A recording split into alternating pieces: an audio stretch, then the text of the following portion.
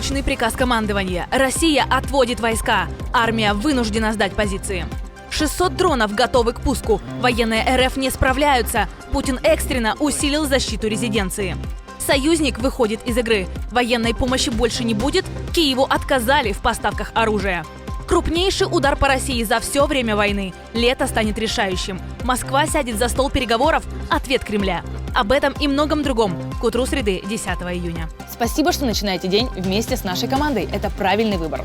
В студии для вас работает Дарья Петрова. И мы начинаем. Россия отводит войска. Отдан приказ. Крайне успешное действие сил обороны Украины по перерезанию маршрутов снабжения вынудили оккупантов спешно эвакуироваться с Кинбурнской косы в Николаевской области, сообщает партизанское движение АТЭШ. Снабжение подразделений полностью остановлено. Ни боеприпасов, ни топлива, ни продовольствия. Дроны бьют, но отвечать нечем. Огневые группы не справляются со сбитием БПЛА. Сил обороны Украины и потери продолжают расти. Командование снимает людей с одних позиций и перебрасывает на другие. На косе остаются лишь остатки подразделений, которые уже не в состоянии удерживать оборону. Те, кого успели вывести, переброшены на запорожское направление. Украина методично перекрывает российские линии снабжения на юге. И это работает. Логистическая система оккупантов на данном участке фронта окончательно рухнула. В украинских войсках не подтверждают, но и не опровергают эту информацию, что само по себе уже говорит о многом. Пресс-секретарь армии обороны Юга Украины, полковник Владислав Волошин, заявил, что на территории оккупированной Херсонской области проводятся операции. Поэтому вывод российских войск с Кинбурнской косы вполне возможен. Российские войска ранее использовали свои ограниченные позиции на Кинбурнской косе для нанесения артиллерийских ударов по Очакову Николаевской области. Теперь заниматься террором мирного населения на этом участке россиянам станет гораздо сложнее. Блокада Крыма идет полным ходом. Российские оккупанты вводят новые запреты из-за постоянных ударов украинских дронов. Об этом заявил командующий силами беспилотных систем.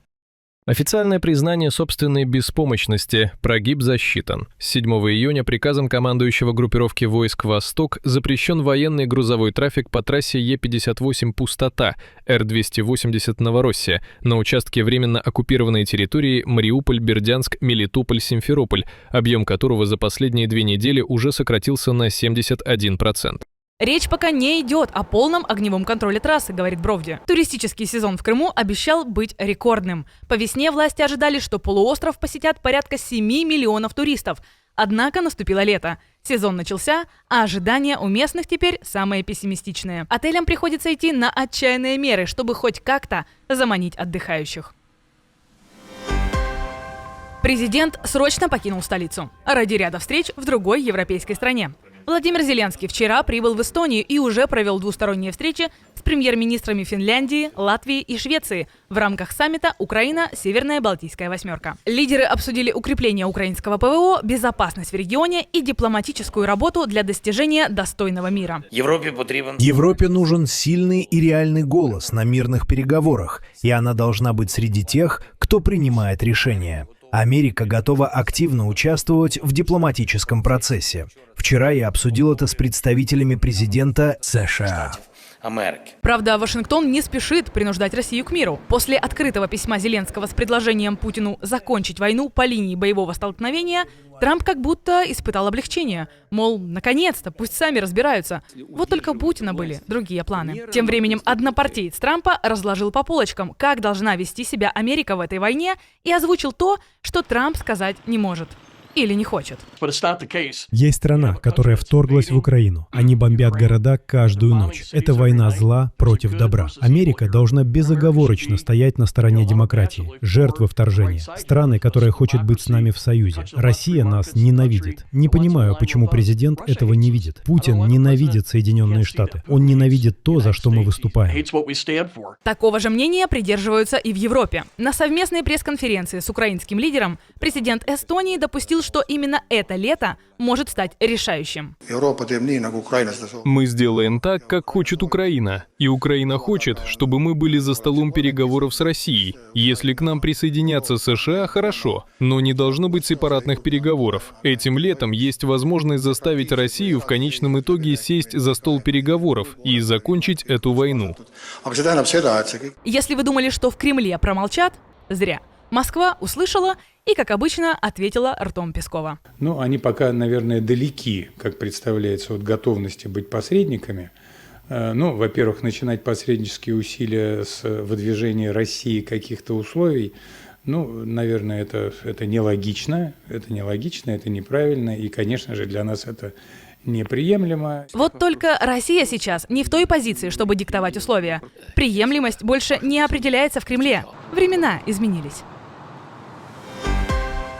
Так называемое СВО настолько успешно продвигается, что защищать от дронов уже приходится даже дороги возле резиденции Владимира Путина. На трассе М10 в Новгородской области появились противодроновые сети. Их установили над парковками для фур менее чем в 10 километрах от одной из резиденций главы Кремля. По мнению наблюдателей, такие конструкции могли появиться после операции «Паутина», чтобы исключить возможность запуска беспилотников из грузовиков вблизи особо охраняемого объекта. От других угроз район прикрывают не менее 26 башен с комплексами «Панцирь» и позиции ЗРК С-400. Россия понимает, что если у нее будет 600 и более дронов и ракет, то мы сможем ответить тем же. Они почувствуют эту войну так же, как чувствуем ее мы, только уже у себя дома. Ранее стало известно, что Россия начала оборудовать антидроновыми сетями подлодки Северного флота после аналогичных мер на Тихоокеанском флоте. А вот российские силовики и вовсе сами не справляются. От нас просят помощи, от охотников, от рыбаков, от путешественников и туристов. Те, кто бывает на берегу Финского залива, по обоим его берегам. Нужно создавать группу наблюдения. На прогулках с собаками, допустим, с собой брать бинокль, у кого есть. Слышим звук, летит, сообщаем, видим, сообщаем. А дальше это будет передаваться в военную часть Росгвардии. Шел 1568 день Киева за 3 дня. Европа с размаху бьет по Москве. Больно и прицельно. Еврокомиссия представила новый 21-й пакет санкций против России. ЕС включает в него 90 российских банков. Суммарно под санкциями окажется более сотни. Больше половины всех российских кредитных учреждений с международными связями. Заморозка активов, блокировка транзакций – полный набор. Урсула фон дер Ляйен назвала это крупнейшим финансовым ударом по России за все время войны. Мы сосредоточимся на секторах, которые окажут наибольшее воздействие. Это энергетика, финансовые услуги и криптовалюты, торговля и, впервые, рыболовство.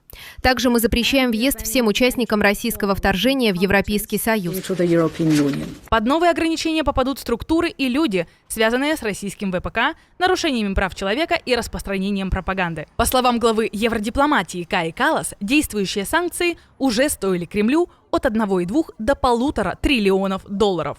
Москва рассчитывала, что Европа устанет, хотела ее пересидеть, но Европа не устала. 21-й пакет тому подтверждение.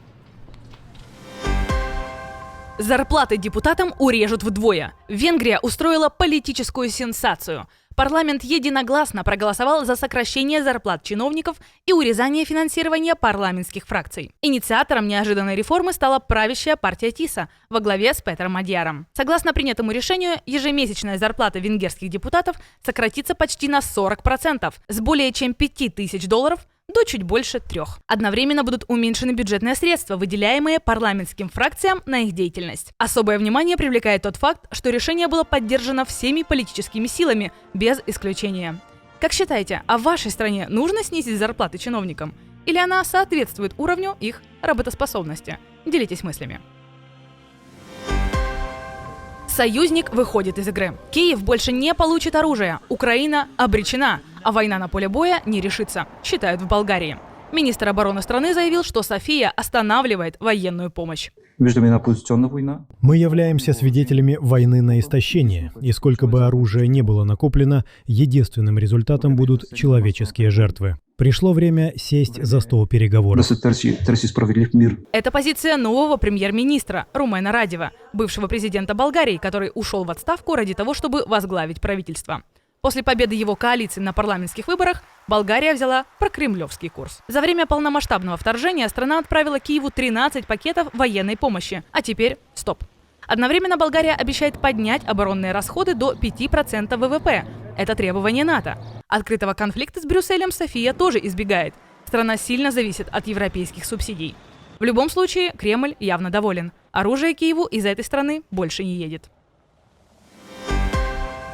И пока Болгария делает шаг назад, Финляндия, Норвегия, Латвия и Германия продолжают помогать Киеву. Власти Норвегии выделят 1,2 миллиарда норвежских крон на разработку и закупку морских беспилотников для Украины. Закупать беспилотные аппараты будут в том числе у норвежских и украинских производителей. Германия выделит еще 300 миллионов евро. По словам главы Минобороны страны Бориса Писториуса, это позволит поставить Украине еще 50 тысяч дальнобойных снарядов. Латвия совместно с Украиной будет производить беспилотники, а Дания уже помогает Киеву с переносом оружейных заводов в Европу, подальше от российских дронов. Потому что гибридная война идет уже полным ходом. Зеленский, в свою очередь, пообещал отправить в страны Восточной Европы экспертов по борьбе с дронами из-за участившихся инцидентов с залетом беспилотников в европейское воздушное пространство. Евгения Пригожина заметили в Европе. Правда, речь не о конспирологии, что он жив и тайно готовится свергнуть Путина.